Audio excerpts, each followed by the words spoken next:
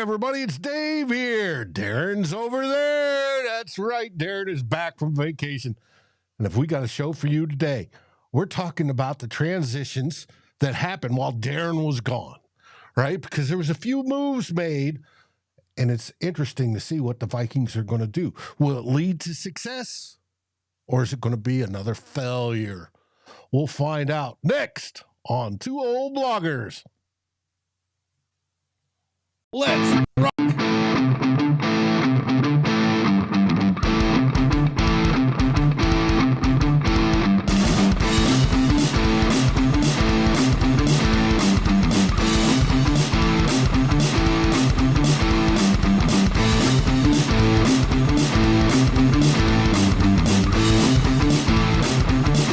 Vikings First and SKOL presents This Week in Vikings Land with Darren and Dave, your two old bloggers. And here we are, Dave and Darren, the two old bloggers, been writing publicly about your Minnesota Vikings for over 2 decades apiece. That's a long time. It was so long that Darren needed a vacation. So he went down to Costa Rica. Darren, tell us about Costa Rica. Well, we're here to talk Vikings, Dave, but Costa Rica, hot as hell every day, sunny as hell every day. People are really nice. Speak Spanish, of course. I know a little bit of Spanish, but it was great. Lots of stuff to do. Weather's great. Water's warm. 70-degree difference in temperature between Yellowknife and where I was. So had a great time.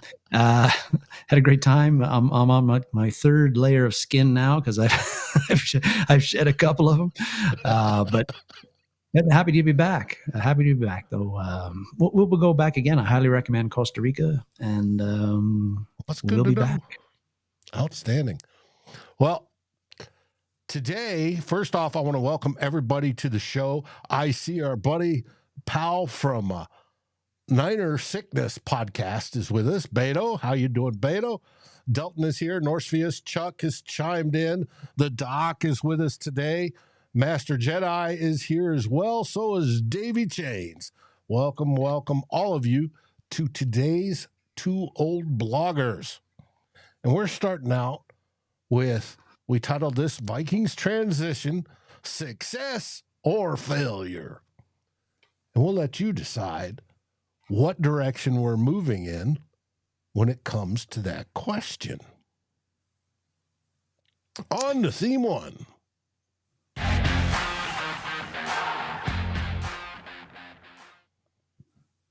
This week in Vikings land. We're starting off with Kwesi letting them go. I think this is more like this month in Vikings land for me, Dave, because I was away for a while. But and a lot of stuff has happened since I've been gone, although you and Tyler have been all over it, as well as Justin, who subbed in for me on at least one show. And thanks to Justin for that. So a lot of this has been hashed out, but I wanted to get into it too, just a bit, and then be done with it. And this free agency, we knew there was going to be moves. The Vikings had more cash, but really Kwesi Adofo-Mensah, I think, is going to be, in this free agency period, is going to be judged as much for what he didn't do, and that was not re-signing Kirk Cousins and not re-signing Danielle Hunter as much for what he did do.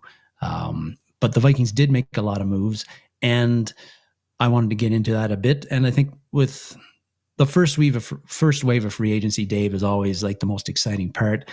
I liked what the Vikings did there. Particularly, they needed some edge rushers. They got them in Jonathan Greenard and Van Ginkel. And then they added a guy, Blake Cashman, to basically replace Jordan Hicks. So kind of let's look that over a bit. I think the Greenard signing was, the big one. So he basically, as everybody knows, he switches up. He's the replacement for Danielle Hunter. That's something that's going to be people will question a bit because Hunter's coming off his biggest sacks season ever. But what they did here was they got a young ascending player who was very productive last year and has been productive in previous years. A little bit of an injury history with him, but so does Hunter. And they got him for less guaranteed money, a little less guaranteed money over 4 years than what Hunter signed for 2 going to the Houston Texans. So people know that if they've watched this show before, they know that I love Hunter. And so I was advocating for the Vikings bringing him back. That didn't happen. I'm quite happy with Greenard and the switch. Again, young ascending player. And we all know analytics, different metrics say different things, but even though Greenard had 12.5 sacks last year and Danielle Hunter had 16.5, and Hunter's a great closer. When he gets to the quarterback, he rarely does not bring them down. But that doesn't, but even though the sacks there's a bit of a difference there, that doesn't mean that Greenard is an inferior player.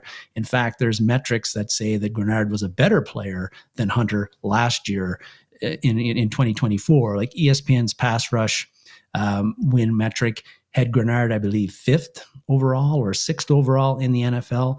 Hunter was 33rd. Now, you can debate these metrics, but they're a way to assess a player and what their value is. So again, Hunter has never fared very well on run stop metrics, although last year he had a lot of tackles for loss. Greenard was a pretty strong run defender last year. So I think that, again, always a gamble when you sign guys, but I think Greenard's a nice signing at not a humongous amount of scratch. And I think there's an out after 2 years that they use the void years. So happy with that signing, even though I'm sad to see Hunter go, but these things happen. I really like the Van. Interesting about Greenard's particular signing. It's a 4-year contract. How many multi-year contracts has Kwesi given out? Very few. And very few. One of them. Mm-hmm. So he believes in him. He does. I like the Van Ginkel signing a lot, and I talked about him in previous shows as well as Greenard as well. People will kind of look at Van Ginkel's stats and they'll go, why are the Vikings signing this guy? But and last year he had 6, and that was his career high. But every Miami game I watched last year, this guy was all over the field, all out effort, created a lot of problems for offensive lines and their protections, and created a lot of pressures. And so 2 years at what they got him for again. And really I think it's basically kind of a 1-year deal. I like it. And he's an upgrade over DJ Wanham, I believe. So like that. The Black Cashman deal, again, he is the guy who's going to replace Jordan Hicks. Now, I really liked what Hicks did last year, and we're going to get into the inside linebackers later in the show, but I liked how Hicks played last year. I thought he was one of our better defensive players, but he turns 32 and next season. He's on borrowed time. Cashman has been signed for basically his salary cap hit next year, at least, is pretty much the same as what Hicks was in 2023. Again, he's 26, 27 years old. Played really well last year. The counting stats between him and Hicks are pretty much the same. So again, Kwesi Adofo-Mensah goes after a younger player, ascending player, somebody who had a very good year last year, according to a lot of PFF and other things. So, hey, I'm on board with this. So that, those first wave signings, I think were, particularly targeted defense where we needed some help and in places that we needed help. And so I have no issues with them. I think that they were good moves. Whether they turn out to be good moves, we'll see, but they make sense. And these are players who played well last year. So I'm okay with that. The second wave of free agency, those types of ones are really the depth filler type roles. Not a lot of big names, not the studs. But what you're really looking for, Dave, is you can get some really good deals in the second wave of free agency, get some undervalued guys. You're looking for a Tom Johnson, basically, is what you're looking for. What we got back in 2014 when we got him, a signing that nobody really noticed at the time. And then he ended up being one of our top defensive players, not a starter, but played a ton of snaps and was very, very productive while he was here. One of the better free agent signings we've had in recent times. That's what you're looking for. Now, Jonah Williams, he loved sacking Aaron Rodgers. I want that out of all my defensive linemen. Yeah, for sure. But so the guys that they got, whether it's Jihad Ward, Jonah Williams, Camus Gregier Hill, Shaquille Griffin, those are guys, and then Jerry Tillery too. I'd really watch out for Tillery, who's only 27, former first rounder, never lived up to the first round billing, but he's probably one of our starting defensive ends right now. And I'd also watch out for Shaquille Griffin on that amount too, because I think that he's a guy, he's had good years. He's bounced around a bit lately, but he's a guy that has had a track record of success at the NFL in previous seasons. And he's a guy that allows a Caleb Evans to go to the sidelines, which is where he belongs, and adds a bit of depth. He adds more depth to the cornerback room, gives you a bit more flexibility in the draft. As well, whether you select a corner or not. And he's been a productive starter in the past. You're only signing him for 1 year for not a whole lot of big money. He can slide to the outside. There's talk about Murphy going inside now. So your top three cornerbacks now are Mekhi Blackman, Byron Murphy Jr., and Shaquille Griffin instead of Caleb Evans, Griffin, Mekhi Blackman, and Byron Murphy Jr. So I think the Griffin signing could be a key one. Again, whether it works out or not, I don't know. But it's a 1 year deal at not a whole lot of money. Hey, the second wave of free agency, we could be getting a couple of pretty productive players out of there and guys that will help depth wise. So a lot of defensive additions. Kwesi Adofo-Mensah did not really add a whole lot on the offensive side, but the two big additions that he did make, I think, are ones that will raise questions. First off, let's talk about running back Aaron Jones. That signing, it's been mentioned, is that it was a little bit out of character for him because he paid, I think it's a 1 year, $7 million deal for a 29-year-old running back. Not the kind of analytic move you would expect Kwesi Adofo-Mensah to make. Carry some risk there, of course. Jones is 29. He'll turn 30 on December 2nd. If you consider how far that Dalvin Cook, who we let go last year, looked like really had fallen off a cliff, looked like a shell of his former self with the Jets last year. And I think he was 28 at the time. So signing a 29-year-old, you're like, whoa, wait a minute here. But when you consider that Jones has about, if you look at his touches, he's got about a season's worth less of carries compared to to Cook. So maybe he's got a bit more tread on his tires. Last year, he was very, very effective and productive when he played. He did miss 4 or 5 games. So, we have to watch out for the injury side of things. But especially in December, he had a strong December. Yes, he did. He definitely was one of the better running backs in the NFL. And receiving wise, he's always been an excellent receiver. The Vikings running back screen game was terrible last year. So, there's a risk, but he's a guy who's been one of the best running backs in the NFL since he joined the league in 2017. It looks like he's still got some tread on his tires. He fills a need, and he's not going to be carrying the full load. I think Ty Chandler is still going to have a major role on the team, but this does reduce some uncertainty in the running back room with the Vikings by adding Aaron Jones, who's a known quantity, an excellent running back. The only question is, at 29, almost 30, does he somehow fall off a cliff? I don't think that's going to happen. I don't think it's going to happen as quickly as what happened to Dalvin Cook. Cook, last year went to the Jets, and the Jets were all excited, and he looked like absolute garbage. Mm-hmm. At the point that he wasn't producing, and they cut him by the end of the year. And that just, to me, blows my mind how quickly the cliff came for him, and just down he went.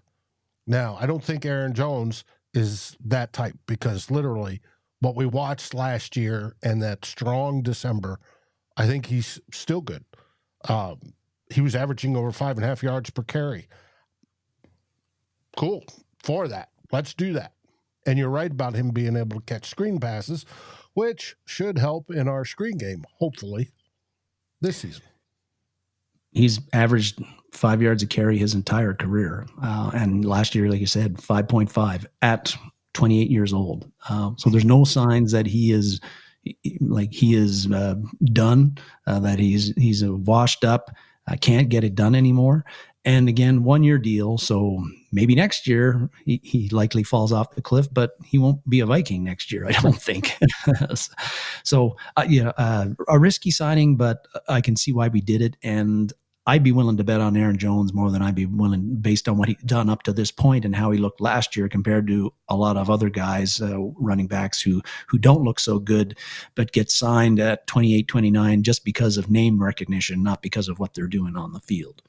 The Sam Darnold deal, the signing, doesn't get me too excited, but I get it.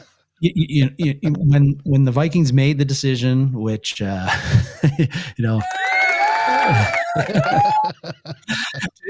to let Kirk Cousins, let that ship sail, that they're going to be drafting their quarterback of the future in a few weeks, and whoever they were going to get free agency was not going to be the long-term answer, and they weren't going to make Viking fans happy anyway.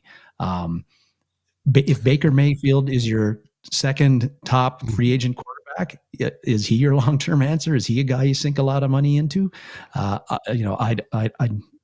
would be something that would make me hesitant. Didn't make the Bucs hesitant, but anyway, I get it with Darnold. And signing him. Now, he's signed not for a long time, not for a big amount of money, but I also get the when you look at what happened, the situation that he came into as a rookie in the league in New York Jets, that was just awful. I don't think hardly any quarterback would be able to succeed there. I don't even know if Tom Brady could have made it work there. And then 3 years later, when he got moved to Carolina, they were almost as bad as the Jets had been. So 2 really crappy situations for Sam Darnold to start his NFL career with. Not much of a chance to succeed there, and he did not succeed. So I understand that you take a look at that and see how he played the past 2 years in limited amount of action and say, hey, he was talented coming out of USC. He's looked pretty good in a limited amount of time the past 2 years. There's something to build off of there. If he gets in the right situation, i.e. in Minnesota with some offensive weapons and with an offensive line that can protect him, maybe he can thrive. Maybe he can do what Baker Mayfield did last year in Tampa Bay. So I get all of that. But I'm not buying it, Dave. To me, if you look at him again, he's never completed 60% of his pass. He's sub 60% completion percentage over 6 years in the league. He's completed he has 7 more touchdown passes than interceptions. 6 years in the league. His quarterback rating, his QBR rating have always been not very good. He's never demonstrated over any kind of stretch at all that can even be a good NFL quarterback. I also don't buy the whole thing. Oh, well, he went to San Francisco and Kyle Shanahan spread some fairy dust over him, and now he's going to be, he's going to be just fine. I don't buy any of that. I think that he's here. Okay, we'll see how he does. If he's your starter, the Vikings are going to struggle. The offense is going to struggle. We're going to lose more than we win while he's starting. We're going to complain about Sam Darnold, and we got to be ready for that and be okay with that. Niner sickness. Beto says, trust me, Niners fans know Sam sucks. Oh, Beto, you may be right, but I'm hoping that if he has to play, which I don't think it's going to happen, but if he has to play, that Kevin O'Connell gets the most out of him, like Kevin O'Connell got the most out of Kirk Cousins. And we'll see what goes on from there. But you are probably correct. Hopefully he's matured enough to take that next step. Some quarterbacks take a little bit longer, especially when they're stuck in situations, put in situations, drafted high and go, here, we're going to draft you 3rd overall and you're going to this crap team. Good luck. Right? Yeah. And that's when we talk about the draft coming up and quarterbacks going to certain teams. You want a team that's set up for the quarterback, and the Vikings probably are one of the best set up when it comes to offenses for that quarterback. So it's going to be interesting to see how all this works out. But hey, it is. Hopefully he's the best backup clipboard holder we've ever seen. Again, like you said, Dave, it's possible, quite possible, he does not start at all, that the quarterback of the future that we draft in April is going to be ready to start or overtake him. If he does start, though, again, this is his 7th season in the league. I don't think there's anything to discover with Sam Darnold anymore. And I don't think that we should be fooled, even when Kevin O'Connell says his best football of it is ahead of him. Well, that I don't think we should be fooled by that into thinking that, again, we're going to get this guy who's going to play competent to very good when he gets in there, if he does get in there as our starter for however long that is. I think he's going to struggle like he's always struggled, and we're not going to be happy about it in a way and to say, why did we sign this guy? But he is who we have signed. Hopefully the quarterback of the future is ready to go from day one, game number 1 in the regular season. Hey, we hope so. It's because I just put up Jefferson, Addison, and Hawkinson. That makes for a sweet, sweet trio to throw to. So it sure does. Whenever Hawkinson is ready to play, whenever that is, we're not sure right now. But yeah, Addison, Jefferson, Hawkinson, those are 3 pretty major targets that any quarterback would love to be chucking the ball to. And it could be Sam Darnold doing that. Beto doesn't think so, but we'll see. You may be right, Beto. We'll see. But hopefully we're going to draft up, and whoever we take high in the draft starts. We'll see how that goes. That'll be decided if they draft somebody that high. It'll be decided in training camp, and Darnold's going to have to win his spot. It's that simple. But out of all those free agents, obviously this was the man that was doing the shopping. It was, and I think a couple of last observations about free agencies. One, Brian Flores had a big hand in how this was going, and obviously Brian Flores was very impressed with what DeMeco Ryans did with the Houston Texans defense last year, because we signed 2 of their starters, Cashman and Greenard, away from them. And even Shaq was with the Texans up until the very end of the season, when they pushed him off to the Panthers for a week. Yeah. So those are 3 guys. I think the other observation is that you brought it up a little bit earlier, was that Kwesi Adofo-Mensah, even though he has signed quite a few guys and some good players there, I think the contracts that he's signing them to are minimal amount of years, not a whole lot of big money, void years added in there. There's some dead money that could accumulate in those contracts, but he's really set us up so that we're not, other than Greenard, and even that's, I think, pretty reasonable. A lot of contracts, all these contracts are like, don't hamstring the Vikings for a number of years on their salary cap. We're not investing in guys for 4 or 5 years, and he's got us set up so that our salary cap should be very, very flush in 2025, and even maybe 2026, depending on what you do in 2025 and March and free agency in 2025, and the Justin Jefferson signing, of course, and all that stuff. But in 2025, the Vikings, with the way Kwesi Adofo-Mensah has gone about his contracts in the 3 years he's been a GM, including this year, the Vikings, if they want to, they should be able to go after any player they want and get them and do whatever they want in free agency. Money will not be an issue, and that's what you want. That's what you want your GM to be doing. Right. So if you wanted Wilkins like this year, you didn't have to worry about what the cost was. You just go get him. Yeah. Mm-hmm.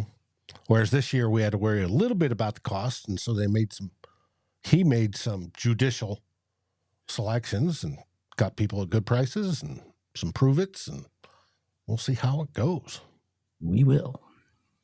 Well, that brings us to our next theme. This one's going to be interesting. Theme 2.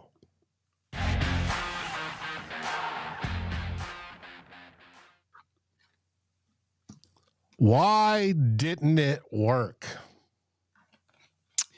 I think nobody's going to have any opinion about this, Dave. No. And I'm sorry, there's all kinds of comments flying around. I can't keep up with them. With my bad eyesight, I can't even read them. But yes. Second, one of the big non-moves of this whole free agency so far has been the Vikings' decision, and it was Kirk Cousins, partly his decision too, of course, was to not re-sign Cousins. And, a big move for the franchise. And if people remember, and I'm sure you do, back in 2018 when we signed Cousins, like that was billed as Cousins was the missing piece to get the Vikings back into Super Bowl contention, to get us to the Super Bowl, potentially to win the Super Bowl. That was how it was sold. And after we just had the number one defense in 2018, the team was cooking. You had Adam Thielen and Stefan Diggs coming into their own. It was ripe. He was going to be the one to take us to the Super Bowl. And after so many years of the Vikings where they went through, whether it was Tavares Jackson at quarterback, Gus Frerotte, Christian Ponder, Donovan McNabb, Joe Webb, Matt Castle, and on it goes. And the Vikings passing game under all of those guys and others that I haven't mentioned, a lot of the years they struggled to even throw for 3,000 passing yards. The passing game looked like it was stuck in the early 1970s. Like I was just craving for a quarterback who could bring the Vikings passing game into the modern era. Teddy Bridgewater was another one. Again, injuries played a part in that, and we'll never know what Teddy could have accomplished in Minnesota. Right. But just the passing game was just so limp, Dave, and so ineffective for so many years other than Favre in 2019. And so to get a guy, 2009, to get a guy like Kirk Cousins who could consistently throw for 4,000 yards and well over 20 touchdown passes a year, that was something I craved out of a Vikings quarterback. And statistically, Kirk Cousins delivered that to us. Of the 6 years he was here, of the five of them were full seasons. The last year, of course, half a season. But in those 5 full seasons, his lowest completion percentage was 65.9. And most of the years higher than that. The least amount of yards he threw was over 3,600 yards in 2019 when Mike Zimmer demanded that they run the ball all the time. And then the least amount of touchdowns he threw was 26th in 2019. Most of the years over 30. Of the 4 of the 5 full seasons he played, he threw for over 4,200 yards. So statistically, he did what I was looking a Vikings quarterback to do. And you would think that when a quarterback is putting up those numbers, even in today's NFL where passing numbers are inflated and those numbers aren't unusual, you'd still think that the Vikings with that kind of quarterback play, that they would have been consistently in the playoffs. They would have been a Super Bowl contender. They would have been challenging. They would have made a Super Bowl. Of course, it did not happen. They made the playoffs twice. They never got a sniff at the Super Bowl. The Vikings record in Kirk Cousins' time was 50, 39, and 1. I'm counting not the full season last year. I'm just counting the 8 games that he played in that. So there's no other way to say it, Dave, but the Kirk Cousins era was a bust, complete bust for the Minnesota Vikings. If the Super Bowl was the goal, it was a bust. And that was why he was brought in here. Doesn't mean he wasn't a good player and all of that. Doesn't mean he didn't have some great games, which he did. But if you're brought in to get the Vikings to the Super Bowl and you don't get them there, you don't even get them close to there, then your time was a bust. So that's my take on it. But why did that happen? Why was the Kirk Cousins era so disappointing for Viking fans? Some people will say it's because he didn't have the it factor, or he wasn't Mr. Clutch, or that he was a garbage time producer. I don't like to go into that kind of stuff, Dave, because I don't know, it factor and clutch are very subjective. I don't know how you'd term that. I also don't think he compiled a lot of his stats in garbage time. Sometimes he did, but a lot of times he didn't.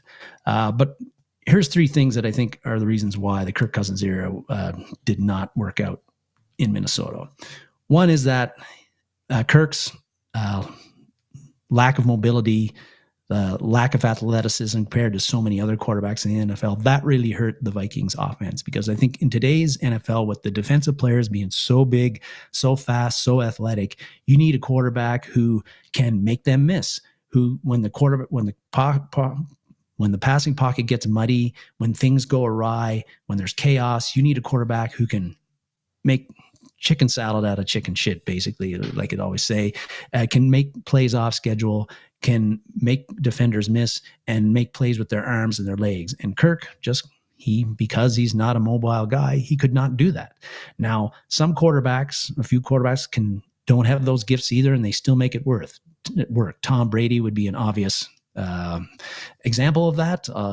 But if you look at a lot of the quarterbacks in today's game, some of the best ones, they're mobile. They can make plays off schedule. Things don't always have to be right for them to, make a play with their arm or their legs. And Kirk didn't have that ability. And I think, he can't do the things that Pat Mahomes can do. There's very few that can, but he couldn't. And yeah, one of the top 10 or 12 quarterbacks in the league, but is that enough these days? So with his athleticism, I think that was one thing that just didn't work, and the Vikings didn't have the infrastructure around him to offset that. Second thing I think really hurt him was he didn't have a head coach who believed in him in his first 4 years. This time, Mike Zimmer did not like Kirk Cousins. We know that they only had meetings together weekly, like in Zimmer's last year in 2021 with the team. And there was that Chad Graff story in The Athletic in 2021 where Zimmer openly was complaining about Cousins in coaching meetings, that he didn't make enough winning plays and all of that. So Zimmer was not on board with Kirk Cousins. He didn't have a good relationship with him. And I think because of that, Kirk Cousins played very tight in his 4 years under Mike Zimmer. He was afraid to make mistakes. He was afraid to take chances. He didn't think that he didn't have a good relationship. I don't think they had any relationship, really. And I think it's very difficult for a quarterback to succeed when your head coach doesn't believe in you and you're worried about pissing him off, or worried about that if you throw an interception that he's going to freak out. So I think that hurt him. Now, under Kevin O'Connell, totally different relationship, a head coach that believed in you. But at that point, the Vikings didn't have particularly the defense to offset, they didn't have the defense that could hang with the offense at that time. And so that's why that's why we didn't go higher, be more successful in the playoffs anyway, as particularly in 2022 with O'Connell and Cousins, then maybe we would have if we had a defense that at least would have been decent in 2022. So I think that was a problem. And the third thing that I think also really made the Kirk Cousins era a failure was that the Vikings roster, particularly after 2019, was in major decline. And we just didn't have a well-rounded roster anymore. And particularly on the defense, we just sucked from 2020, 2021, and 2022. Things are getting a little bit better in 2023. But so maybe some guys like Pat Mahomes or Tom Brady, the elite of the elites, they can overcome some, a major shortcoming on one side of the ball. Kirk Cousins is not that guy. And so that, I think, was the other big factor as to why the Kirk Cousins era really failed. And so it was a combination of Kirk's shortcomings, a problem between him and his coach in his first 4 years, and then roster issues. So a combination of things that made the Kirk Cousins era a bust, even though he got paid a lot of money during that time. And so you get to now and the decision to let him go by Kwesi Adofo-Mensah and Kevin O'Connell. I think, I have no doubt that Kwesi Adofo-Mensah wanted Kirk Cousins back, and Kevin O'Connell, I believe, really wanted Kirk Cousins back. But I think also they both saw in the past 2 years that, we want him back. He's a very good player. We can win with him, but to get where we need to go, conference championship, win that, go to the Super Bowl, they realized that you needed a better roster than what they had. And I think that it came down to, in the end, they felt that if Kirk Cousins is going to demand too much money over too long a period of time, that's going to really hurt the roster building part of that equation. And so they just weren't willing to go there anymore. They felt that, we can re-sign Kirk Cousins. We're going to be in the same spot we are now, which is kind of no man's land. And so they made the decision, we're not going to do this anymore because Kirk isn't willing to sign with us for whatever the amount that we want. And I completely support that decision, and I think a lot of people do.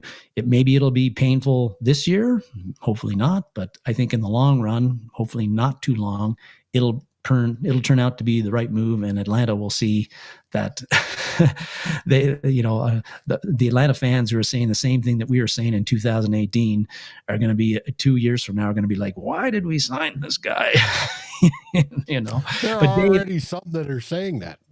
But Dave, I want to hear, why do you think that the Kirk Cousins era did not work? You're asking me.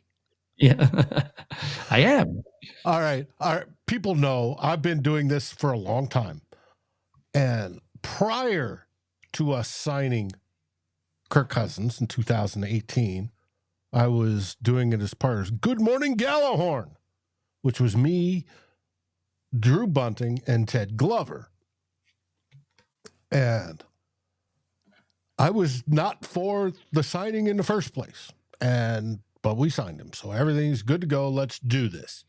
He's going to come in and he's going to win us a Super Bowl. Let's do this. I lived back in Virginia at the time. I saw the local games were, at the time, the Redskins, which he was the quarterback of. Now, he steps in. He had the number one defense. He's got a good offense and nothing. So we wonder.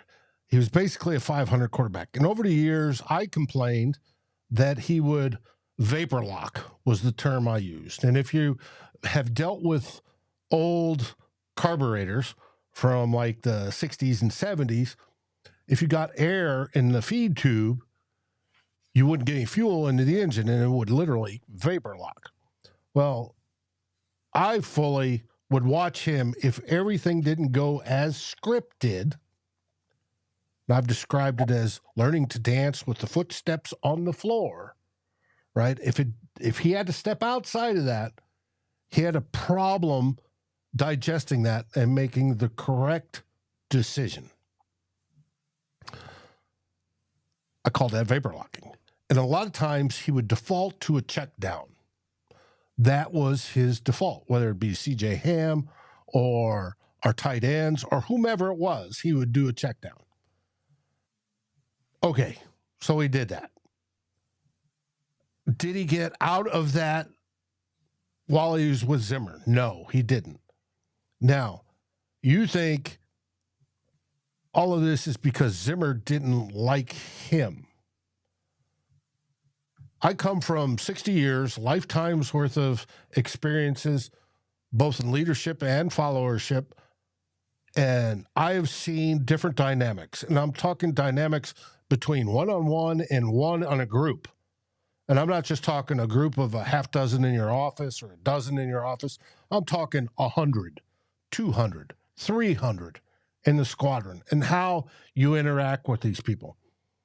To me, Kirk Cousins came in and did it start off on the right foot? Mike might have been pissed because he didn't want to spend all that money on a quarterback that he wasn't for, because it was reported at the time that even though all three approved, he was roughly against it versus the Wilfs and Spielman at the time.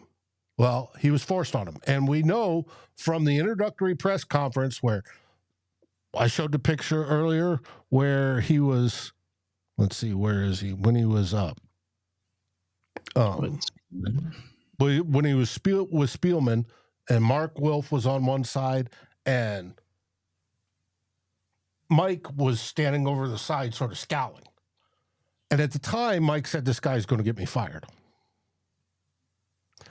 And he was prophetic about that. Now, was it a self-fulfilling prophecy?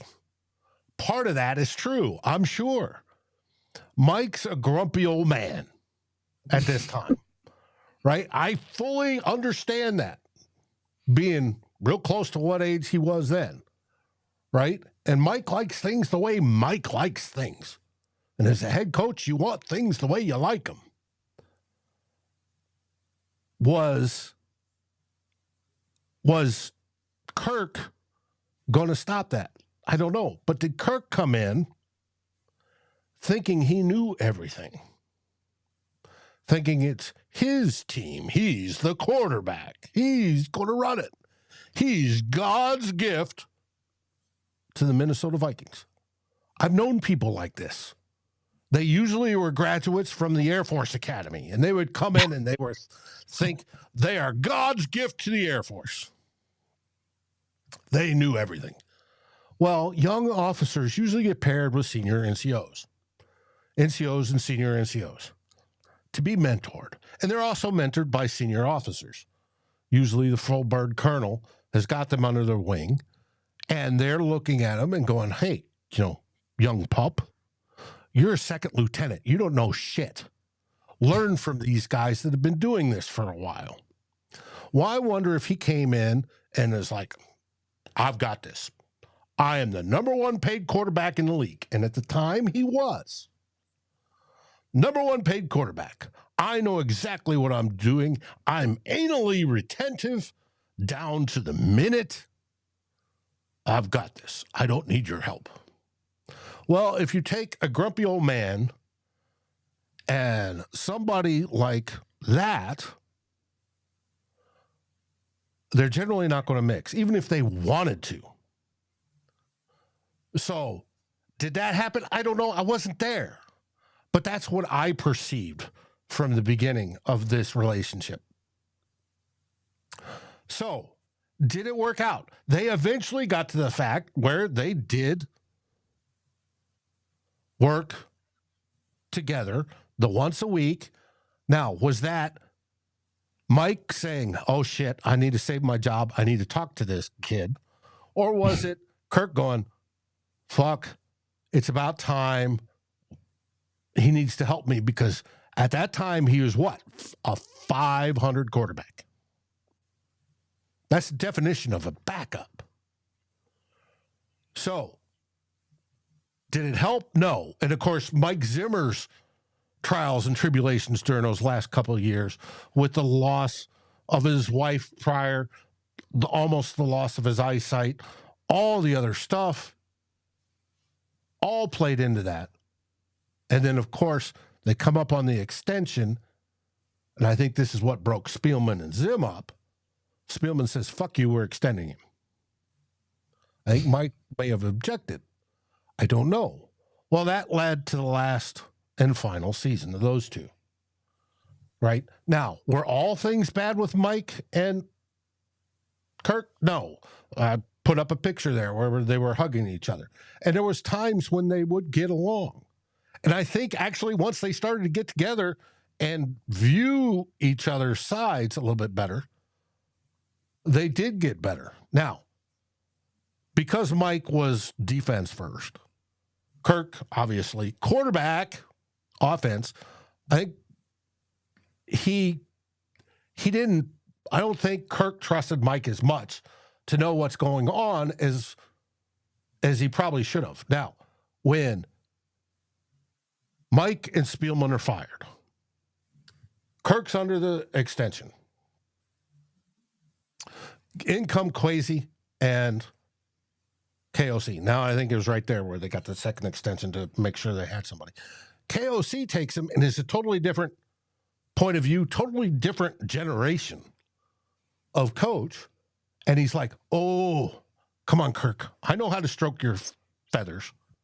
You're, as a quarterback, I know the mentality of the quarterback, and it's sort of prima donna-ish, but I want to get you to do things you haven't done before.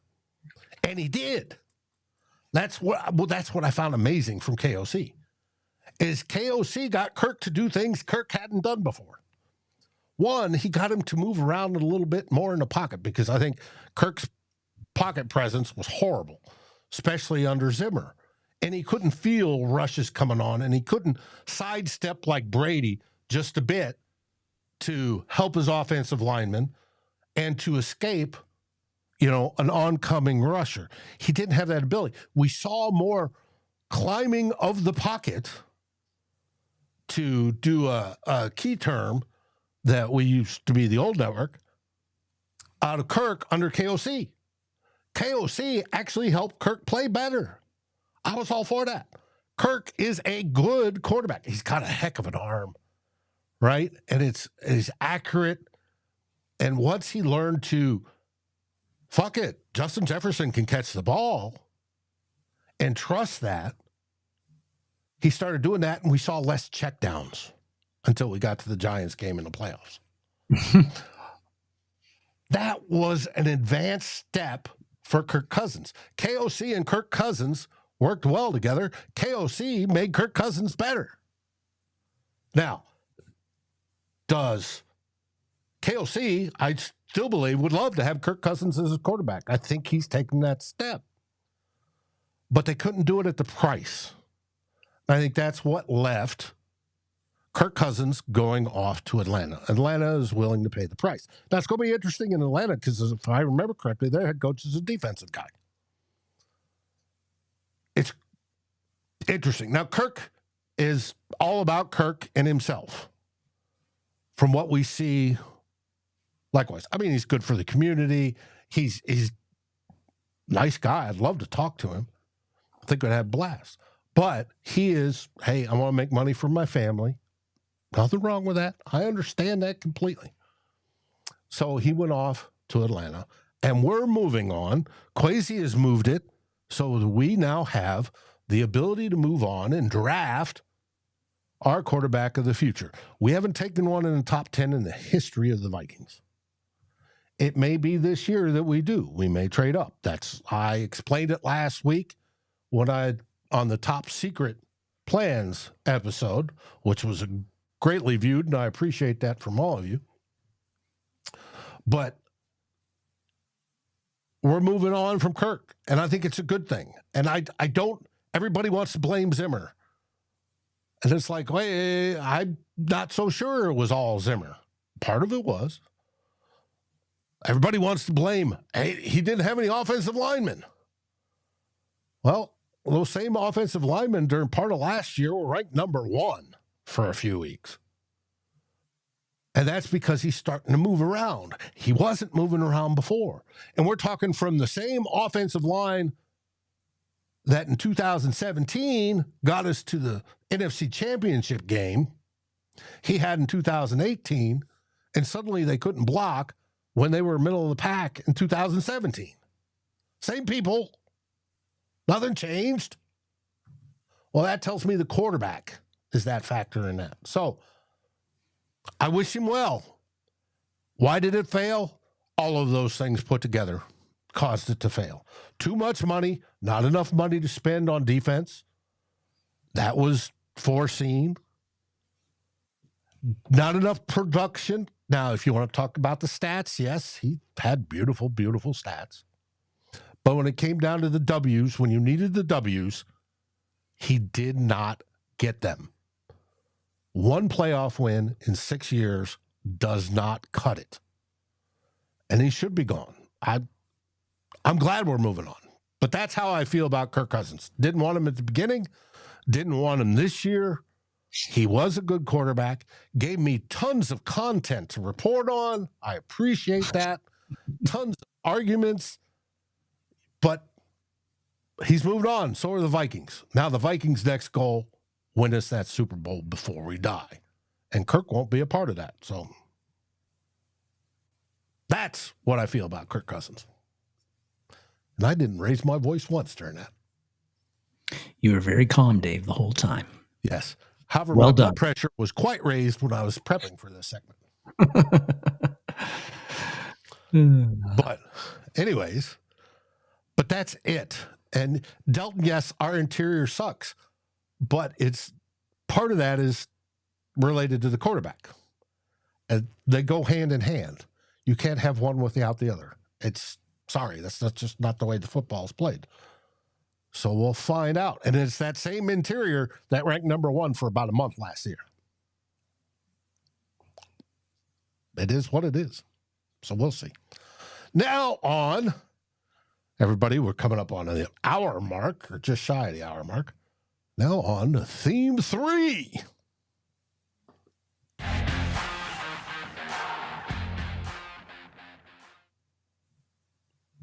One of your favorite positions. Linebackers.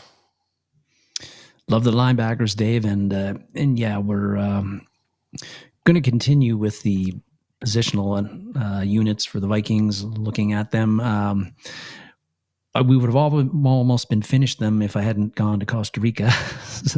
And so with free agency now, we've got a few to go. Just linebackers, corners, safety, and the specialists, and with the free agent frenzy having already taken place in early March, it's much clearer now for our remaining positional units what those units are going to look like in 2024. And that includes the one we're going to get at today, inside linebacker.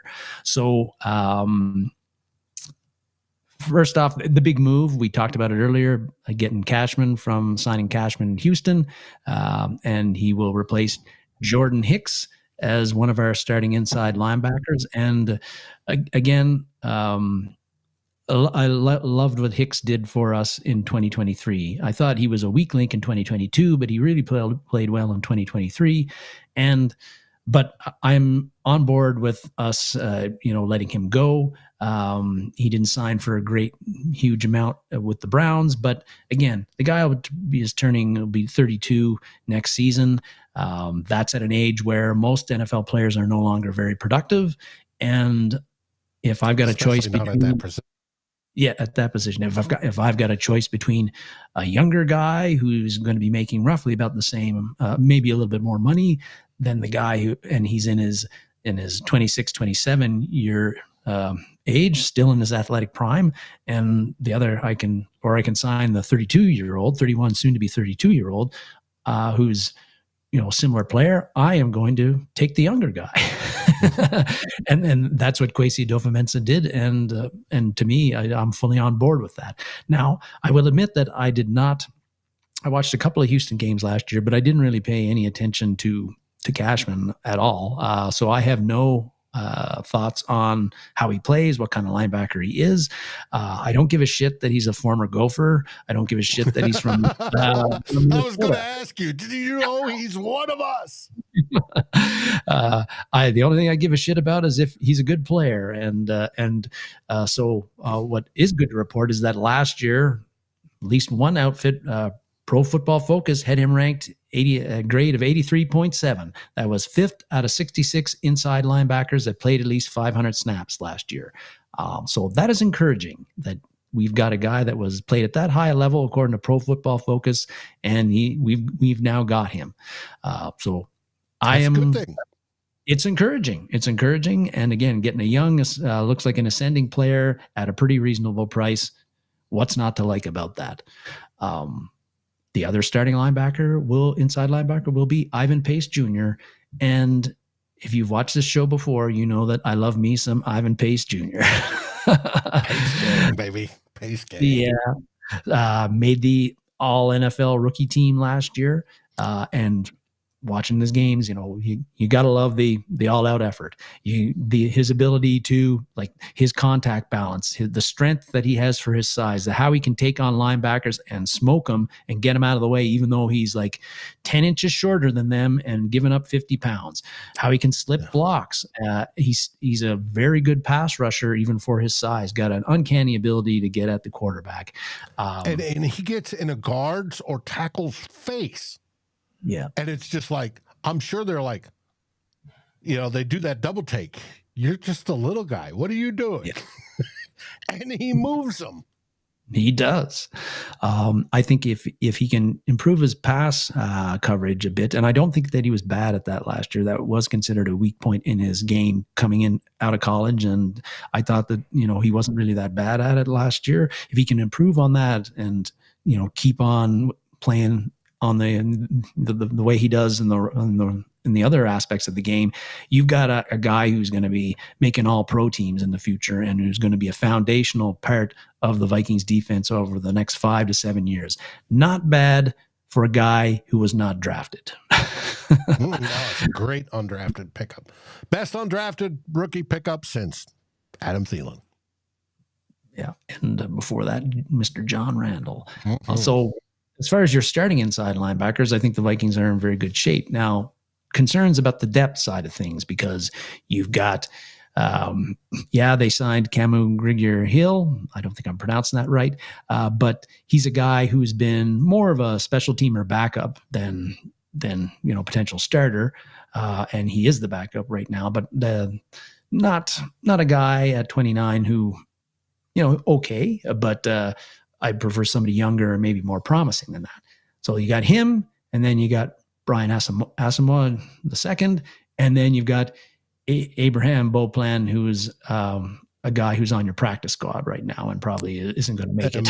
Yeah, and probably will stay there and may not even make it through the season. Yes. Make it through the season.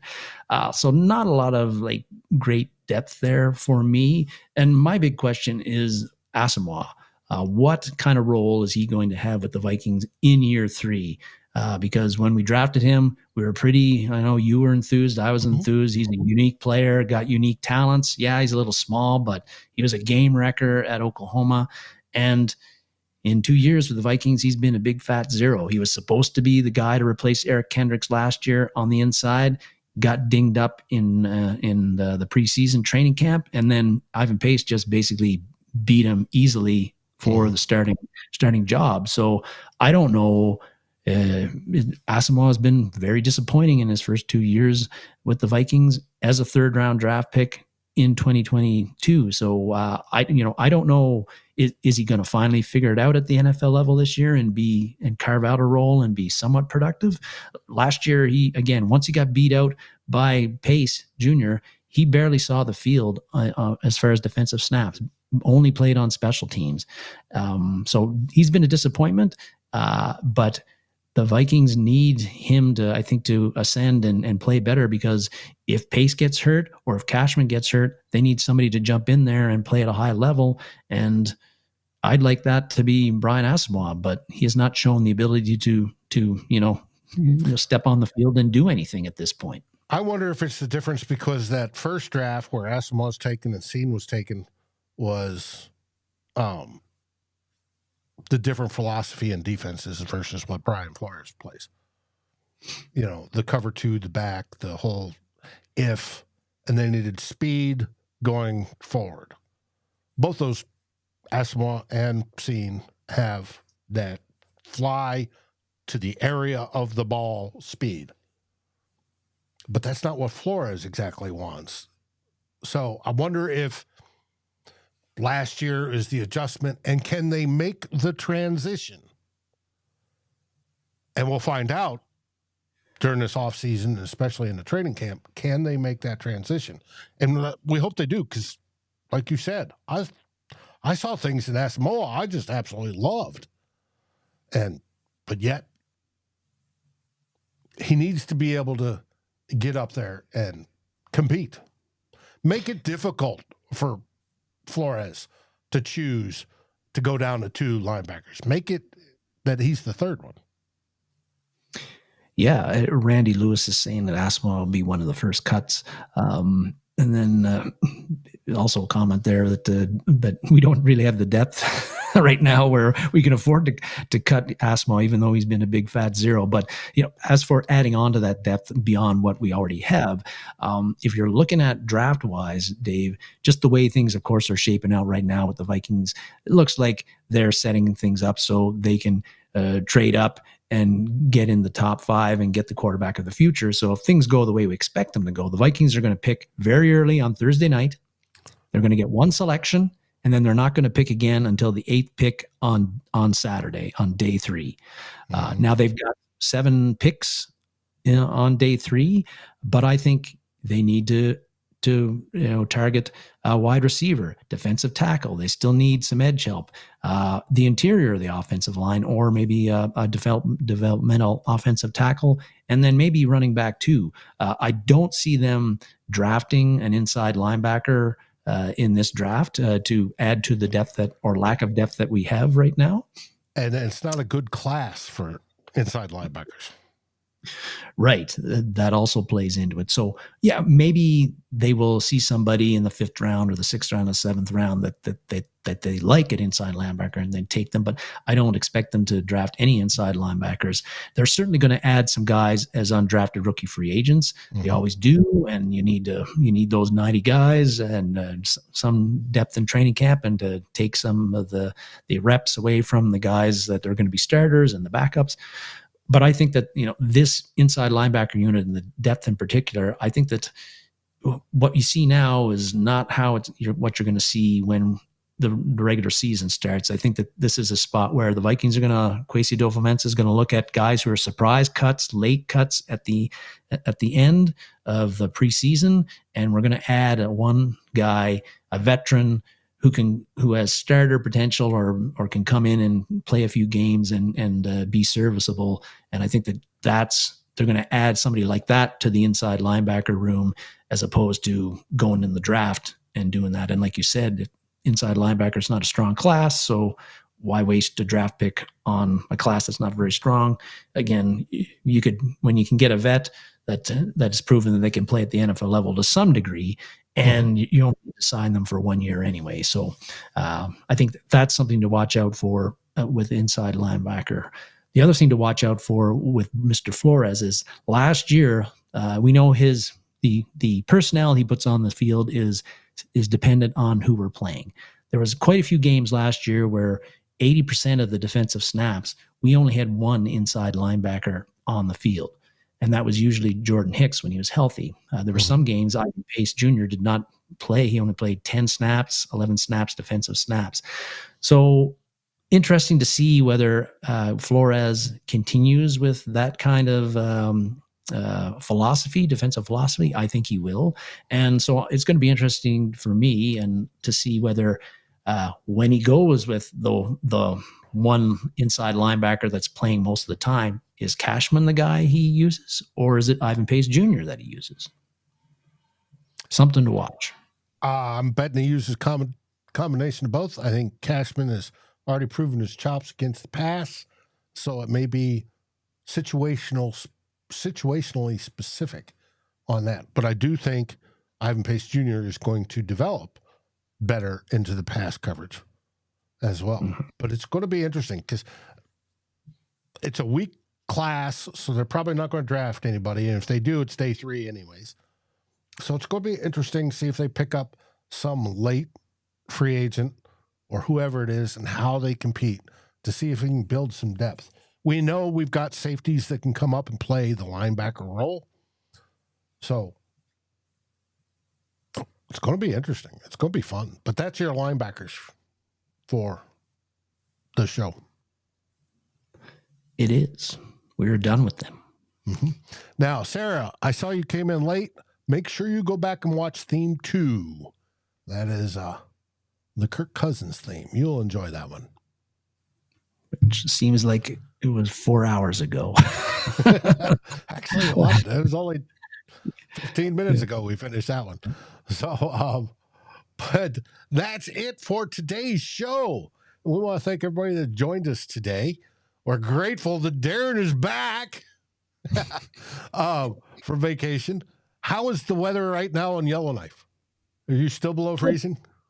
We are, but it's coming along. Sunny every day. Snow starting to melt. We'll see what forest fire season brings. Well, hopefully not like last year. So, yep. With that, everybody, want to wish you a happy Easter if you celebrate. And hope you have a great day, rest of the week. And remember to catch us tomorrow night on The Real Forno Show. And you'll find out what's going on with Tyler. It's interesting. And with that, what do we say, Darren? We say SKOL Vikings, baby. SKOL Vikings.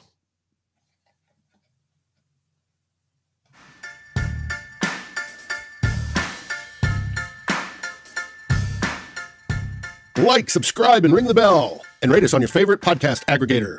Darren and Dave, thank you for watching this episode of Two Old Bloggers. We look forward to seeing you on every show on the new Vikings First and SKOL. You can find our podcasts as part of the Fans First Sports Network. Sports takes for the fan, from the fan. SKOL, everybody!